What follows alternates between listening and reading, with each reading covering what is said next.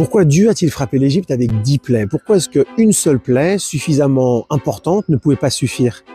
Par exemple, si les sauterelles avaient submergé l'Égypte pendant 6 mois, c'est sûr que Pharaon aurait libéré les Hébreux. Le Maguide de Douvenot répond avec une jolie parabole gastronomique. Il explique que dans un restaurant, sur la carte se trouvent toujours de nombreux plats, afin d'attirer les clients, afin de satisfaire toutes les envies, afin de contenter tous les palais.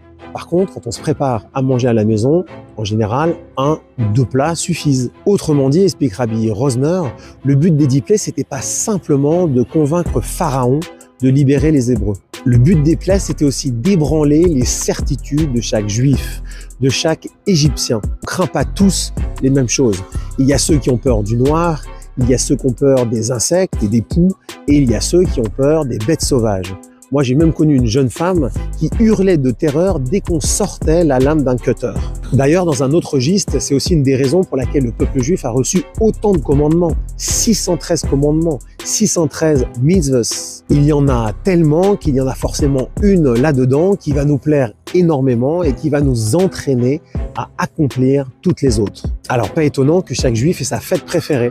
Pas étonnant qu'il y ait des juifs de Kippour, des juifs de Purim, des juifs de Hanouka, ou des juifs de Sukkot. Moi, par exemple, j'adore le commandement de Shabbat. Même quand des non-juifs me demandent « mais qu'est-ce que c'est Shabbat? En quoi ça consiste au juste ?»